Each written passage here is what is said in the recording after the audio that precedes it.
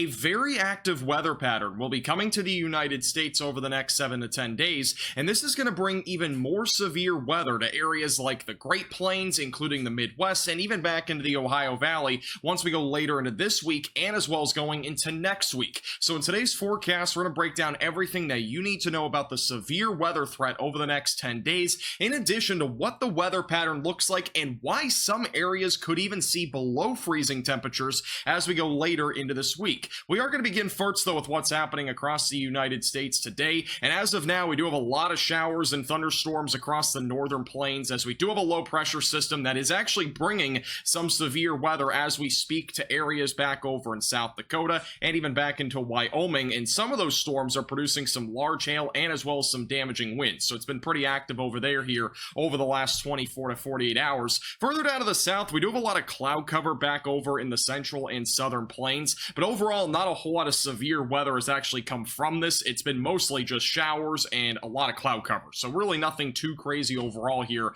across parts of the southern plains. And then back over to the Midwest, things are really dry there right now. We actually have a bit of a northerly wind, which could bring some areas below freezing as we go later into the week, and we'll be talking about that here in just a moment. And then back into the southeast and areas like Georgia and Alabama and even into Florida, there are lots of showers and thunderstorms happening down there right now, and you might be wondering, what in the world are you looking at behind me? Well, actually, I'm currently on vacation in Florida, where there's going to be a lot of thunderstorms over the next several days, so that's something to also watch for there. And then back over into the northeast, we do have a low pressure system just to the northeast of Maine, still bringing some passing showers and lots of cloud cover there, but that'll eventually move out as we go further into the week. Now, the weather pattern is going to be changing entirely as we go throughout this week, as we do have a pretty zonal jet stream right now, which is leading to a bit of a quieter weather pattern for most of the United States. But once we get closer to the tail end of this week, we are expecting a large storm to bring some severe weather to areas like the Midwest and the northern plains, and maybe even some of the Ohio Valley. So let's talk a bit more about that here over the next few days,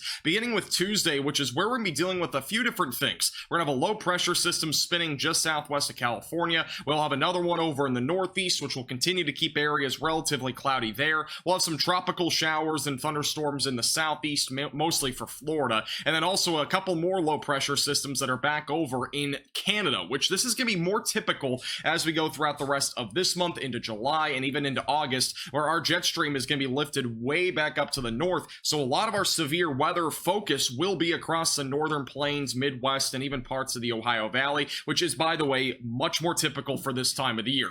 Once we go into Wednesday into Thursday, this jet stream is going to stay relatively zonal, but we should have enough of a system developing here off around the Midwest where we should start to see some severe weather across areas from Michigan back into Iowa and maybe even into Nebraska. And that does include, by the way, Illinois and Wisconsin. We'll talk about that here in just a moment, but severe weather is expected to be a possibility on Thursday and even on Wednesday. We'll eventually have another low pressure system coming off the coast of California, and exactly when this gets picked up by the jet stream will determine a lot once we go into the weekend. Right now, the weekend weather into next week does remain highly uncertain. I do think our weather pattern will stay very active in the southeast, and I also think we're going to continue to deal with some showers and thunderstorms into the northeast as we go into the weekend as well, but this entire area here remains very uncertain as we get closer to the weekend, mainly due to the fact there are multiple scenarios that could play out with this low pressure system. We could end up seeing a bigger severe weather event. We also could just see a normal low pressure system with some showers and thunderstorms, but no majorly organized event.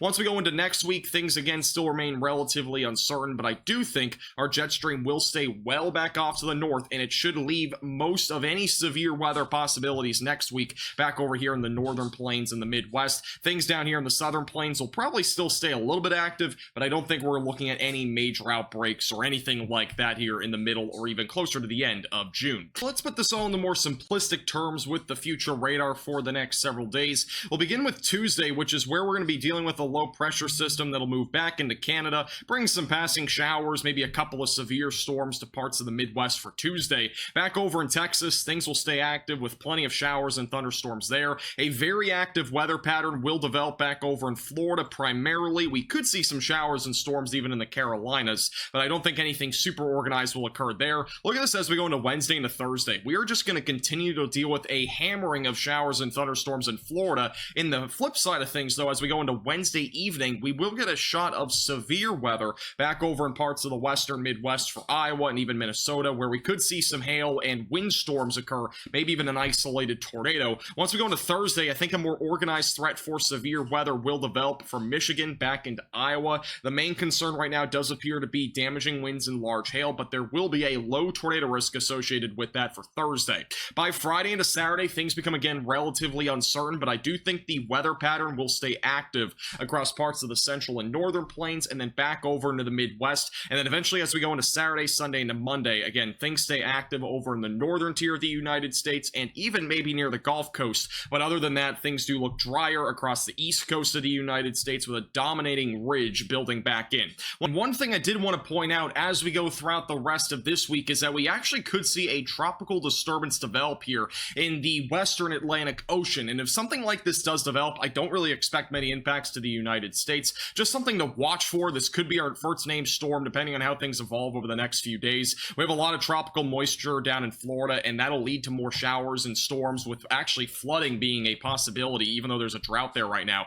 Some areas could pick up as much as 5 to 10 inches of rain in Florida over the next several days. Now, I don't expect any tropical disturbance to develop this week unless it's somewhere east of Florida, and that would be sometime closer to the weekend, which again, we could get like a tropical depression or storm to develop, but overall impacts to the United States do not look anything too significant at this time.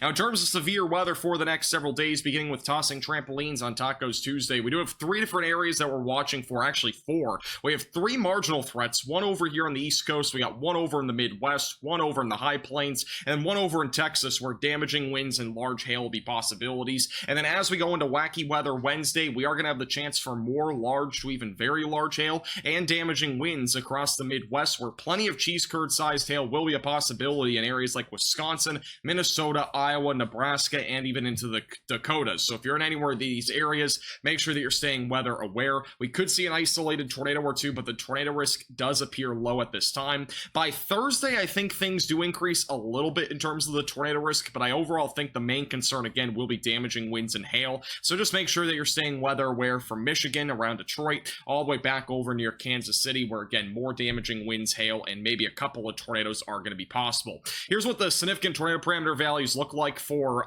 Wednesday. Notice values overall here in western Wisconsin really on the lower side of things. Those grays and yellows usually represent low-end tornado risks, so we might have a low risk as we go into Wednesday. Once we go into Thursday, I think we are going to have a slightly higher potential for a tornado across parts of the Midwest. This is what the parameter values look like as we get closer to the evening hours, and really a narrow corridor from southern Wisconsin back over into western Iowa. So I do think there's going to be some level of a tornado risk. I just don't think, at least for right now, it's going to be a super high risk by any means. It won't be an outbreak, I don't think. I think, again, maybe just a couple of tornadoes, maybe a few. Does not look super concerning, though, as of right now. But again, things could change between now and then, so just make sure that you're staying tuned to the channel and make sure that you're subscribed down below. Here's what the timing looks like as we go into late Wednesday. So showers and thunderstorms moving north to south across Iowa and Wisconsin with mostly a hail and wind threat. Once we go into Thursday, more organized severe weather threat will likely develop from Michigan all the way back into parts of the Midwest near Kansas City. Again, mostly isolated to scattered thunderstorms, nothing looking super widespread as of right now, but that again could change. And then by Friday, things will dry out as we get closer to the weekend.